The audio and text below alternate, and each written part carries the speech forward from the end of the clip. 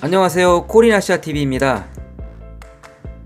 최대 90일까지 체류가 가능한 특별 관광비자 신청 문의가 태국 관광청의 각 해외 사무소로부터 급증하고 있다는 소식입니다. 태국 이민국이 9월 26일 이후부터는 체류 기간을 초과한 외국인에 대해 체포 및 구금, 벌금 부과 그리고 강제 추방 조치를 취할 것이라고 발표했습니다. 태국이 무너진 관광업을 살리기 위해서는 14일 의무격리를 근본적으로 폐지해야 한다는 지적이 중국의 한 언론 매체로부터 제기되었습니다. 구독과 좋아요는 큰 힘이 됩니다. 부탁드리겠습니다. 지난 9월 15일 내각회의에서 승인한 특별관광비자 제도에 태국 정부 관광청 각 해외지사들로부터 신청 방법에 대한 문의가 급증했다고 합니다. 태국 정부 관광청장 유타삭 씨는 각 해외 사무소로부터 하루 수십 통 이상의 문의 전화가 오고 있다고 밝혔는데요. 향후 태국 이민국의 공식 발표 이후 해당 비자에 대한 명확한 설명이 가능하나 스칸디나비아, 중부유럽 등 C19 감염 위험이 낮은 국가의 국민들부터 특별 관광 비자를 허가할 가능성이 크다고 말했습니다. 태국 관광청의 런던 사무소는 1,200명을 대상으로 태국 관광 수요 설문조사를 실시한 결과 응답자의 22%가 오는 10월 관광 개방이 재개되는 대로 태국 여행을 계획하고 있다고 답했고요. 45%는 내년 3월 이후 여행을 계획하고 있다고 응답했습니다. 해당 비자는 90일 체류가 가능한 장기 관광 비자이며 최대 2번까지 연장할 수 있습니다. 태국 관광청은 14일간의 격리 기간 동안 관광객들의 스트레스를 줄일 수 있는 비대면 레크레이션 프로그램을 계획 중이고요.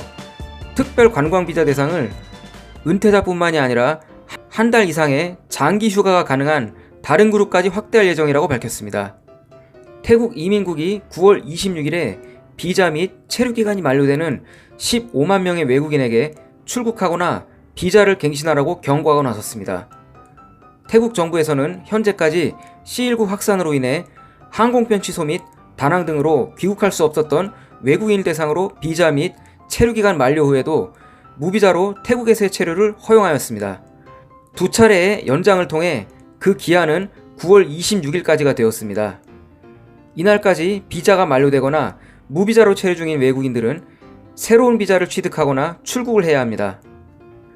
이민국 부대변인은 9월 26일로 체류가 만료된 이후에도 태국에 계속 머물게 되면 불법 체류가 되어 법적 조치에 직면할 것이라고 경고했습니다. 이들에 대해서는 하루당 벌금을 부과하고 이민국 데이터베이스 내 주소지를 바탕으로 불법 체류자를 추적할 예정입니다. 오버스테이는 태국 이민법에 따라 징역형 및 벌금형은 물론 본국으로 추방될 것이라고 이민국은 경고하였습니다. 태국 이민법에 따르면 90일 이상 초과 체류자는 1년간 태국 입국이 금지되며 10년 이상 초과 체류 시에는 영구적으로 입국이 거부되는 등 블랙리스트에 등재될 수 있습니다. 중국의 한 언론사가 CU로 침체된 태국의 관광업을 살리기 위해서는 14일 의무 격리 규정을 폐지하는 등 과감한 방역 규정 완화가 필요하다고 주장하고 나섰습니다. 최근 태국은 외국인 관광객들에게 최대 90일 체류 가능한 특별 관광 비자를 발급하기로 하고 이를 최대 2번까지 연장해서 해당 비자로 최대 270일까지 체류할 수 있도록 한 바 있습니다.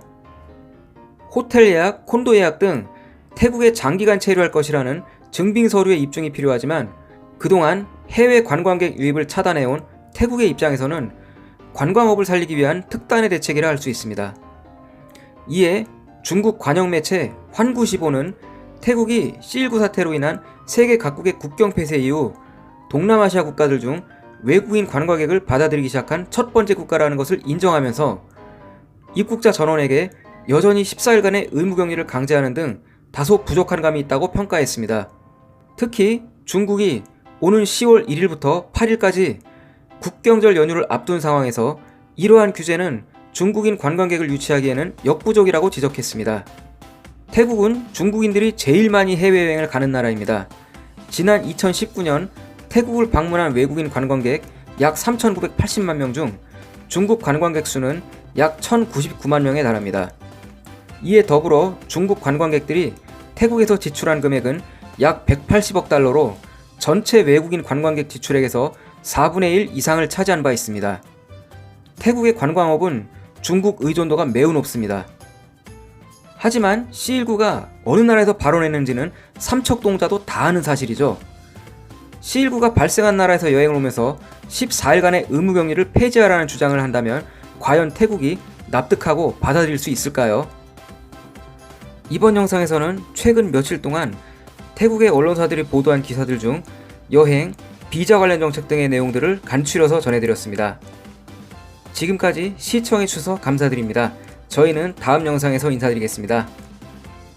구독과 좋아요는 큰 힘이 됩니다. 부탁드리겠습니다.